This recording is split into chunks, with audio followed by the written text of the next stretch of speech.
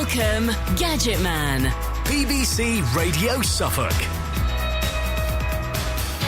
Feels like they ought to have a round of applause. Please welcome Gadget Man. It's Matt Porter, by the way, our gadget guru. Good morning. Good morning. Nice to see you. Now, you've been looking at an awful lot of cars for us. Electric cars, hybrid cars, because tis the future. It is, Tis the future at some way. We're going to run out of fossil fuels at some point or other.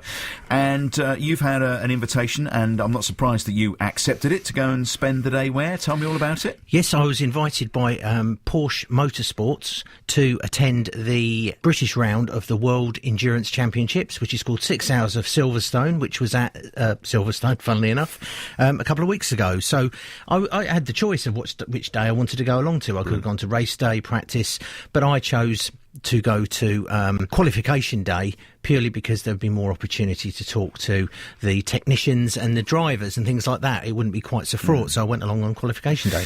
Now, the one thing, I used to work in a prestige garage, Mercedes-Benz, and and it will be the same with Porsche, I'm sure you'll tell me. What used to happen was the big high-end vehicles, the 50, 60 grand cars, and I'm talking the mid-80s, so goodness knows what they cost now, would come out with new innovations. But then over a period of time, you saw those innovations creep their way down the model range into production, normal production cars.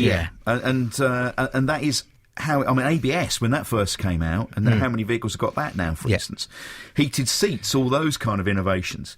And is it the same with engine technology then? From what I understand, from speaking to them, it's the technology is really, someone like Porsche, who are a sports car manufacturer, their development comes down from their race cars, because they're driving them right on the very edge of their performance and handling and everything. So developments they make there, because it's so fast, the speed of development rather than the cars, they will find their way down very, very quickly, apparently, to their sports cars. And I suppose it's the same with NASA, isn't it? When people talk about the space program, we've seen lots and lots of things from that space program that have come into our everyday lives. That's right. Velcro, I believe, was one of the things that was developed for the space program.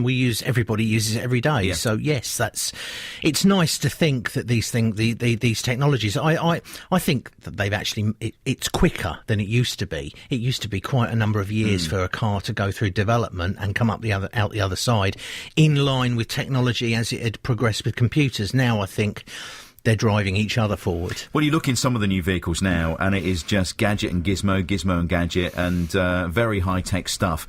Now, the Porsche that you spoke to Mark Webber about, didn't you? It's a hybrid vehicle? It's it's the Porsche 919 or 919 LMP1. LMP1 is the class of vehicle, but basically it's hybrid. So it has a 500 brake horsepower petrol engine, turbocharged V4, 2-litre, but it also has on the front axle, it has a 400 brake horsepower electric motor, and that motor is driven from a lithium-ion battery, which is charged at the start of the race, but is generated via energy recovery systems. It has a couple of them. It has the brakes on the front wheel, so as you brake, the kinetic energy recovery system pulls in that back to the battery. You're having a laugh. So the kinetic energy from braking... Yes. And this is standard in most cars now, electric cars and hybrids. Helps to charge the battery. It will recharge the battery, yeah. And also, on the exhaust manifold, exhaust outlet, it has a generator running on there, which is it's called an energy recuperation system.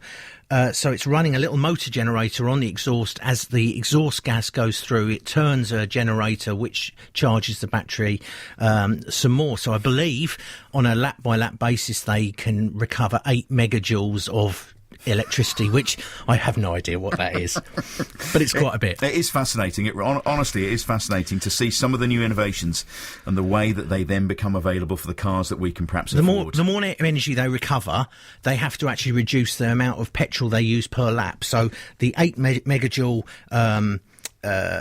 class that they're in, I believe they can only use 4.7 litres of petrol per lap. Right.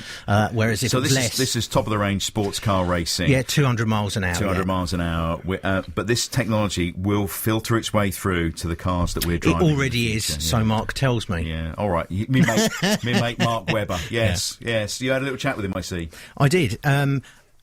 I spoke to him for about 5 minutes, and it was right at the end of the day, and he was quite tired, bless him.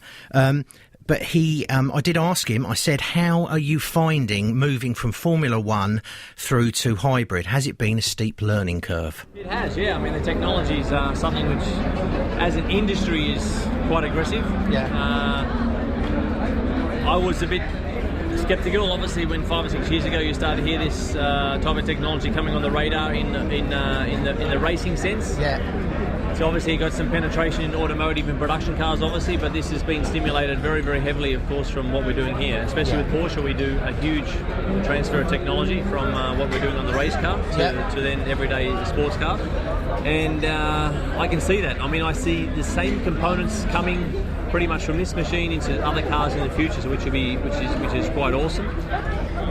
My feeling why I was probably suspect was helped once I got to sample the technology. Are you surprised how much power that electric drivetrains can generate? Oh, unbelievable, especially there's no noise.